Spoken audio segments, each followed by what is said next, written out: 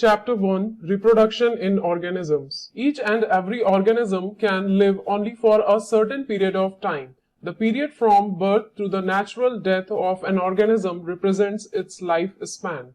Lifespans of a few organisms are given in Figure 1.1. Several other organisms are drawn for which you should find out their lifespans and write in the spaces provided. Examine the lifespans of organisms represented in the figure.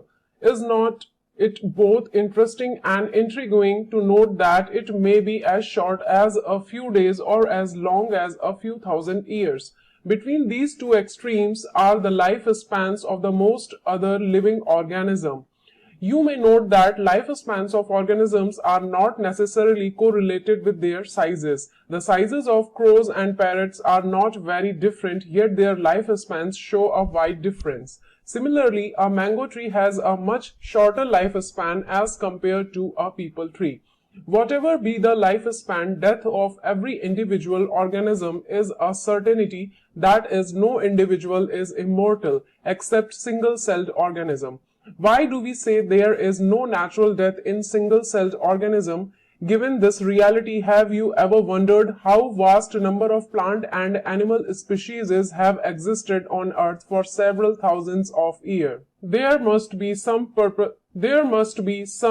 processes in living organisms that ensure this continuity. Yes, we are talking about reproduction, something that we take for granted. In Figure 1.1, lifespans of some organisms. Reproduction is defined as a biological process in which an organism gives rise to young ones, offsprings, similar to itself. The offspring grow, mature, and in turn produce new offspring.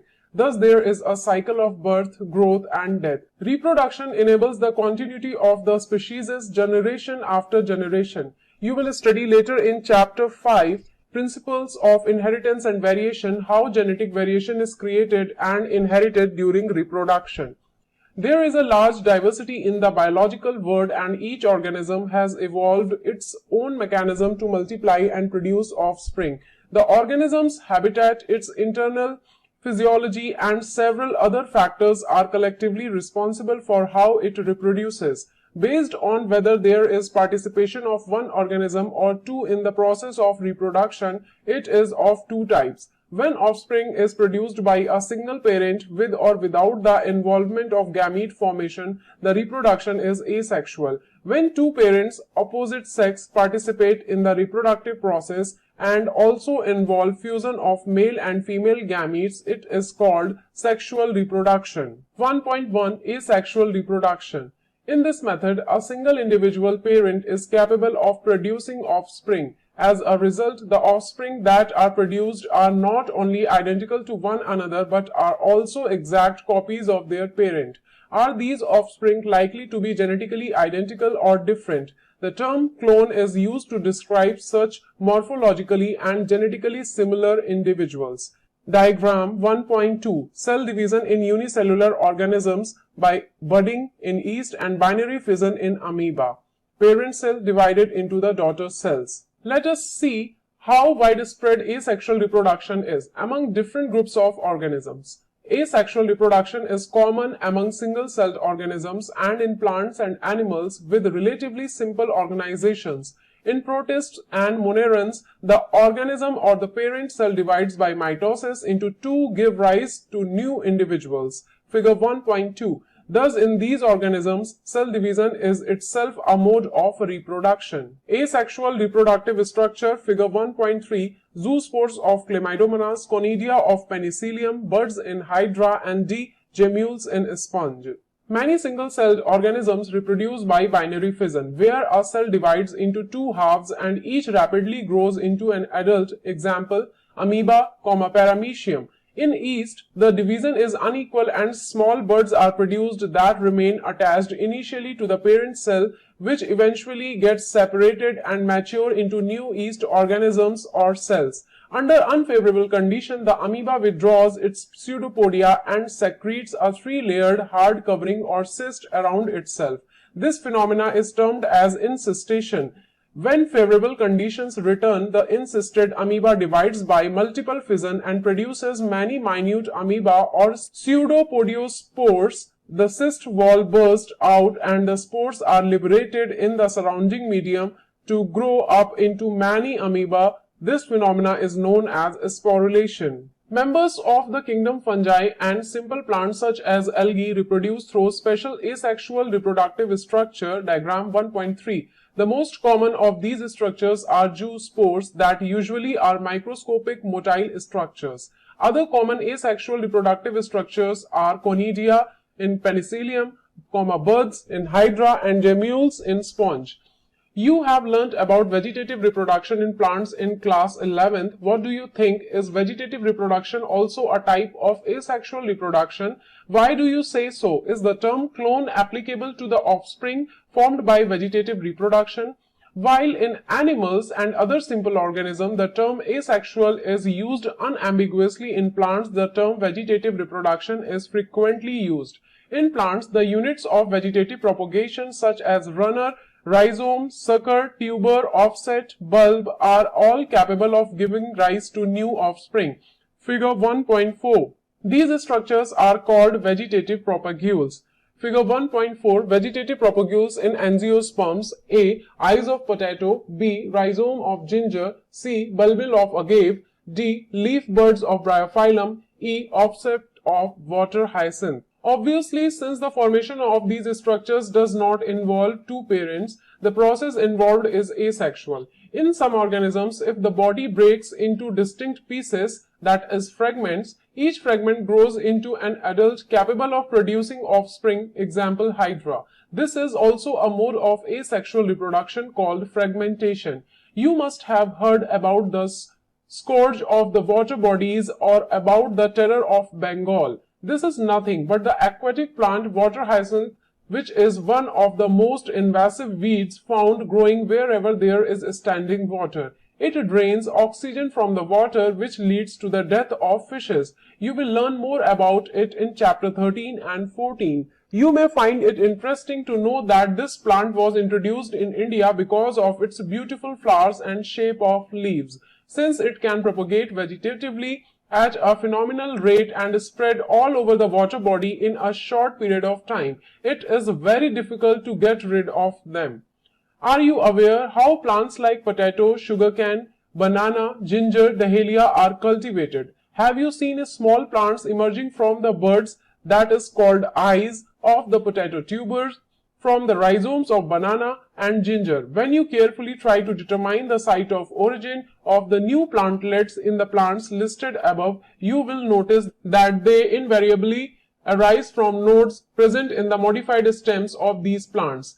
When the nodes come in contact with damp soil or water, they produce roots and new plants. Similarly, adventitious buds arise from the notches present at margins of leaves of bryophyllum. This ability is fully exploited by gardeners and farmers for commercial propagation of such plants. It is interesting to note that asexual reproduction is the common method of reproduction in organisms that have a relatively simple organization, like algae and fungi, and that they shift to sexual mode of reproduction just before the onset of adverse conditions.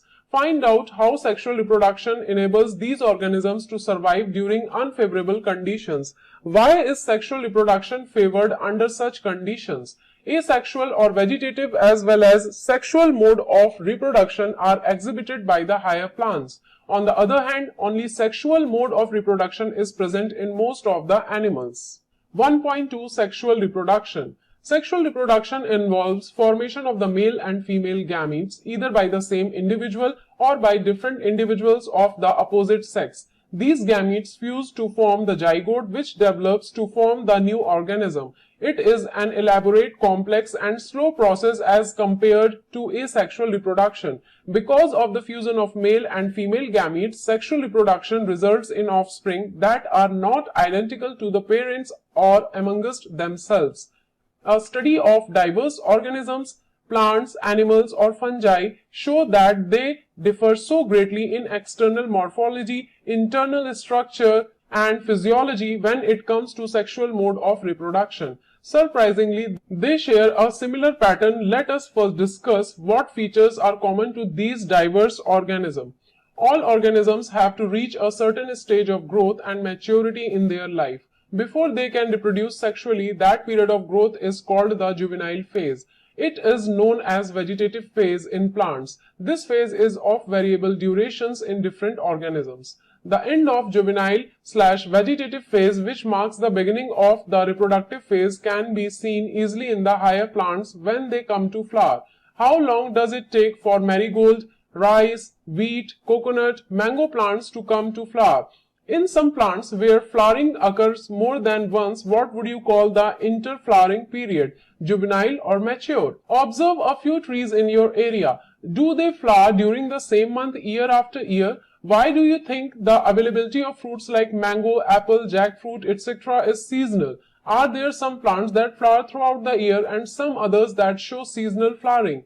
Plants, the annual and biennial types, show clear-cut vegetative, reproductive and senescent phases, but in the perennial species it is very difficult to clearly define these phases. A few plants exhibit unusual flowering phenomena. Some of them, such as bamboo species, flower only once in their lifetime, generally after 50 to 100 years, produce large number of fruits and die. Another plant, Strobilanthes cunithiana Neela Kurenji, flowers once in 12 years. As many of you would know, this plant flowered during September to October 2006. Its mass flowering transformed large tracts of hilly areas in Kerala, Karnataka and Tamil Nadu into blue stretches and attracted a large number of tourists. In animals, the juvenile phase is followed by morphological and physiological changes prior to active reproductive behavior. The reproductive phase is also of a variable duration in different organisms. Can you list the changes seen in human beings that are indicative of reproductive maturity?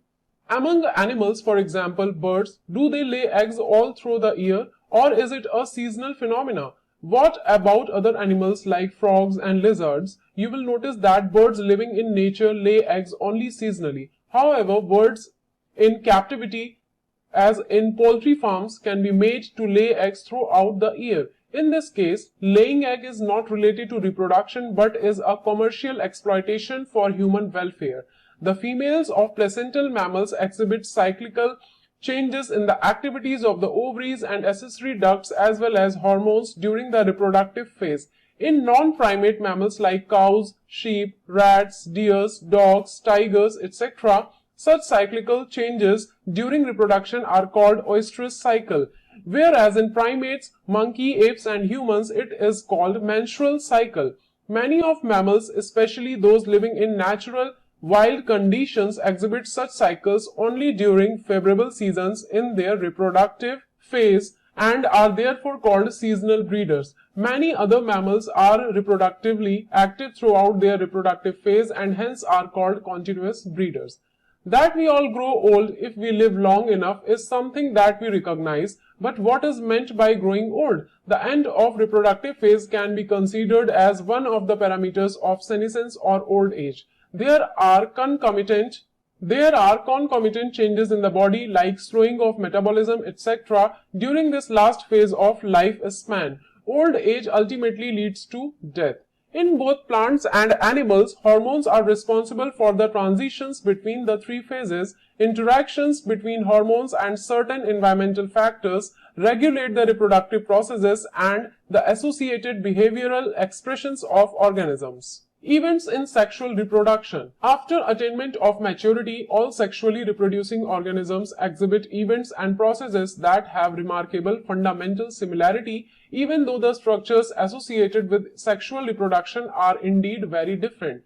The events of sexual reproduction, though elaborate and complex, follow a regular sequence. Sexual reproduction is characterized by the fusion or fertilization of the male and female gametes, the formation of zygote and embryogenesis. For convenience, these sequential events may be grouped into three distinct stages, namely the pre-fertilization, fertilization and the post-fertilization events. 1.2.1 Pre-fertilization events. These includes all the events of sexual reproduction prior to the fusion of gametes. The two main pre-fertilization events are gametogenesis and gamete transfer. 1.2.1.1 Gametogenesis. As you are already aware, gametogenesis refers to the process of formation of the two types of gametes, male and female. Gametes are haploid cell. Figure 1.5 Types of gametes. A. Isogametes of cladophora and alga. B. Heterogametes of fucus and alga. C. Heterogametes of Homo sapiens, that is, human beings. In some algae, the two gametes are so similar in appearance that it is not possible to categorize them into male and female gametes. They are hence called homogametes, that is, isogametes, figure 1.5a. However, in a majority of sexual reproducing organisms, the gametes produced are of two morphologically distinct types, heterogametes. In such organisms, the male gamete is called the anthrozoite or sperm and the female gamete is called the egg or ovum. Figure 1.5 B and C.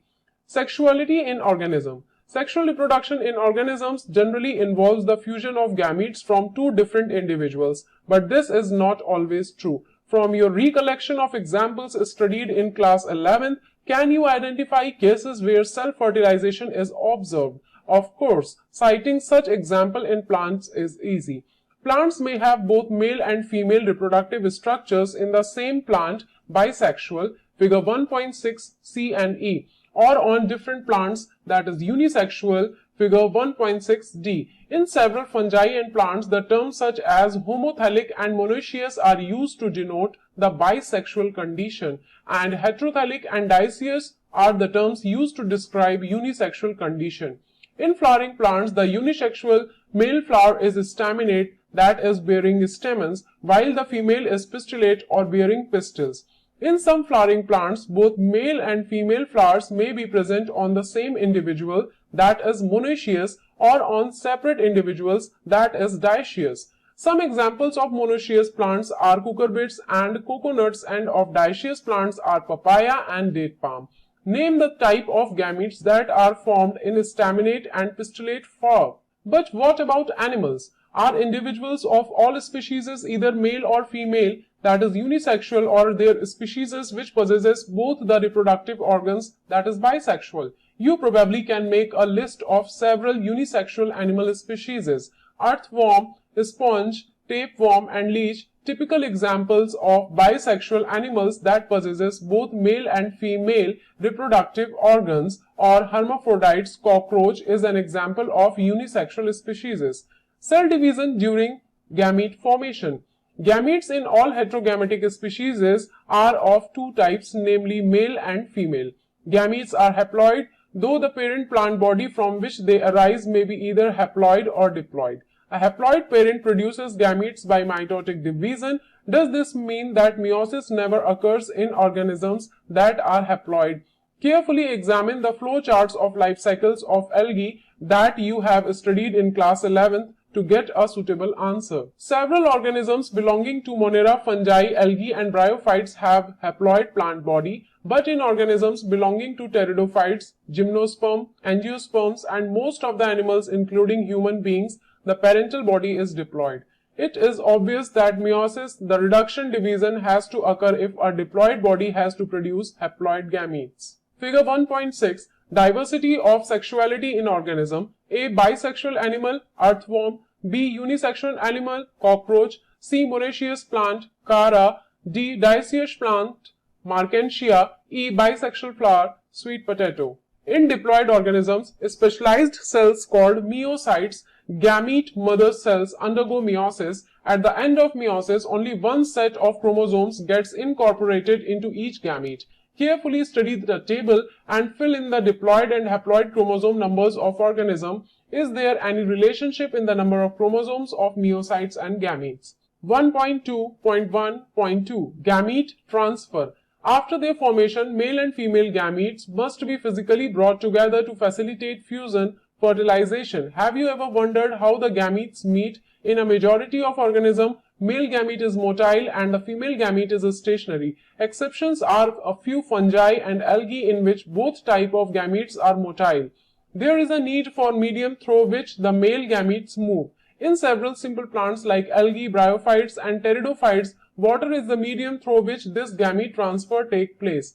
A large number of the male gametes, however, fail to reach the female gametes. To compensate this loss of male gametes during transport, the number of male gametes produced is several thousand times the number of female gametes produced. In seed plants, pollen grains are the carriers of male gametes and ovules have the egg. Pollen grains produced in anthers therefore have to be transferred to the stigma before it can lead to fertilization. Figure 1.7b. In bisexual self-fertilizing plants, example peas, transfer of pollen grains to the stigma is relatively easy as anthers and stigma are located close to each other.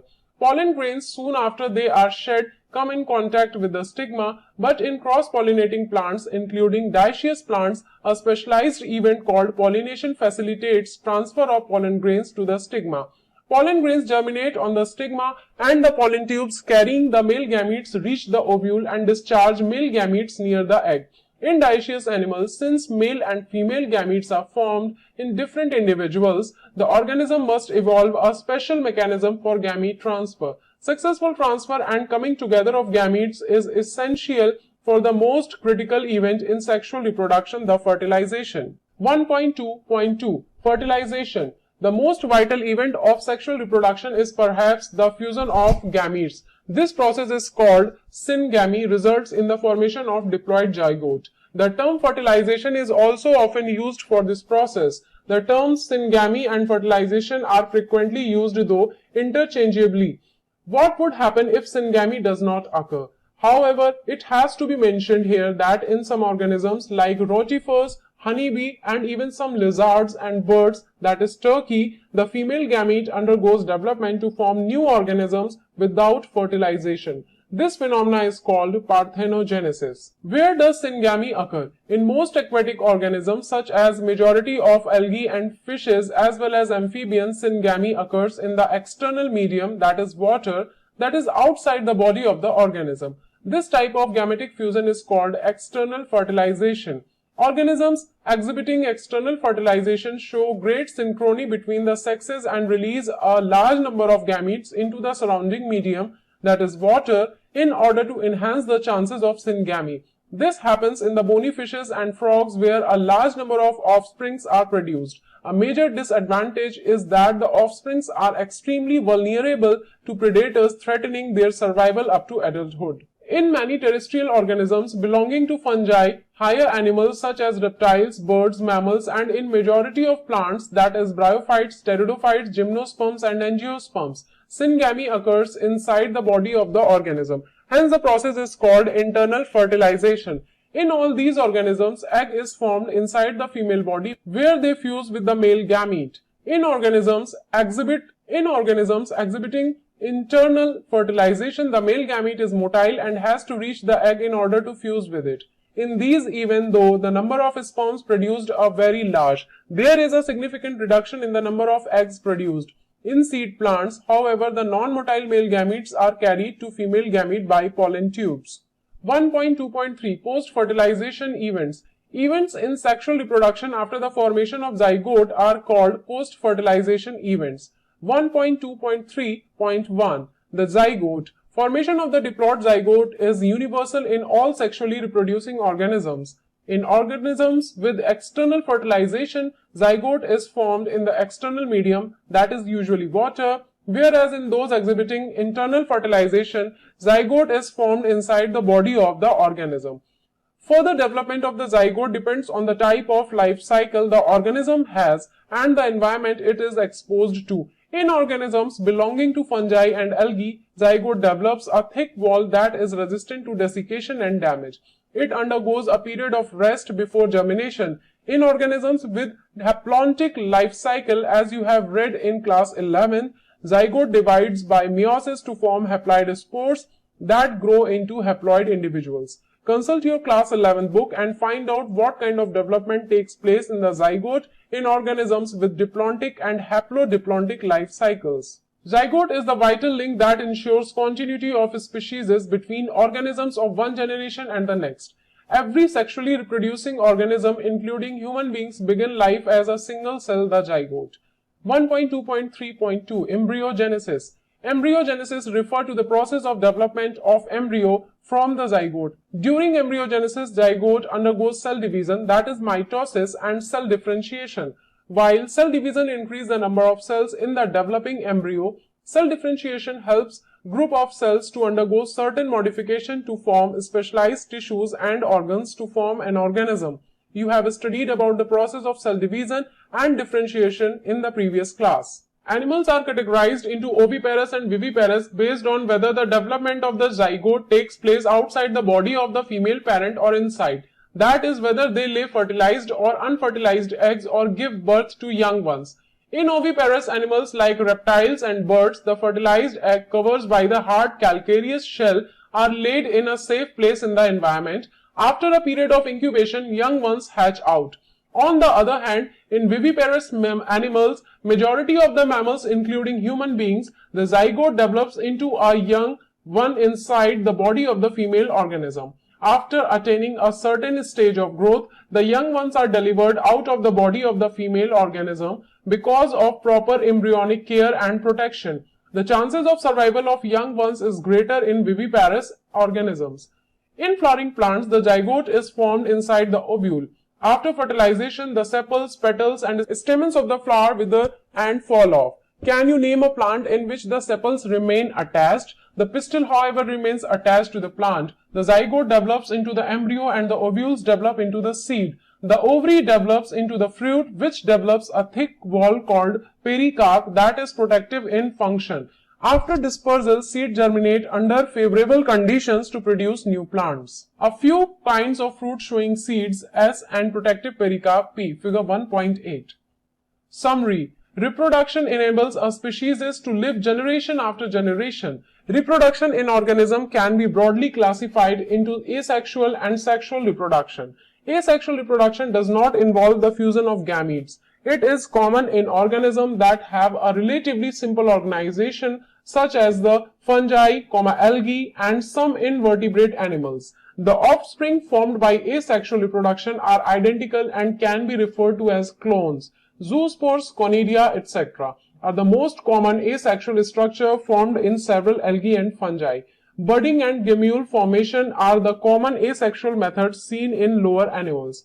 Prokaryotes and unicellular organisms reproduce asexually by cell division or binary fission of the parent cell. In several aquatic and terrestrial species of angiosperms, structures such as runners, rhizomes, suckers, tubers, offsets, etc. are capable of giving rise to new offspring. This method of asexual reproduction is generally referred to as vegetative propagation.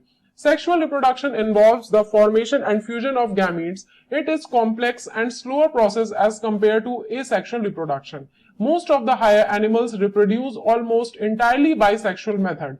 Events of sexual reproduction may be categorized into pre-fertilization, fertilization, and post-fertilization events. Pre-fertilization events include gametogenesis and gamete transfer, while post-fertilization events include the formation of zygote and embryogenesis. Organisms may be bisexual or unisexual. Sexuality in plants is varied, particularly in angiosperms, due to the production of diverse types of flowers. Plants are defined as monoecious and dioecious. Flowers may be bisexual or unisexual flowers. Gametes are haploid in nature and usually a direct product of meiotic division, except in haploid organism where gametes are formed by mitosis. Transfer of male gametes is an essential event in sexual reproduction. It is relatively easy in bisexual organisms. In unisexual organisms, it occurs by copulation or simultaneous release. In angiosperms, a special process called pollination ensures transfer of pollen grain which carry the pollen grains to the stigma.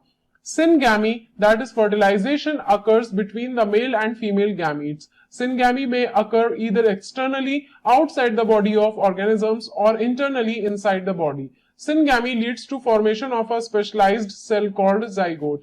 The process of development of embryo from the zygote is called embryogenesis. In animals, the zygote starts developing soon after its formation. Animals may be either oviparous or viviparous. Embryonal protection and care are better in viviparous organisms. In flowering plants, after fertilization, ovary develops into fruit and ovule mature into seeds. Inside the mature seed is the progenitor of the next generation, the embryo.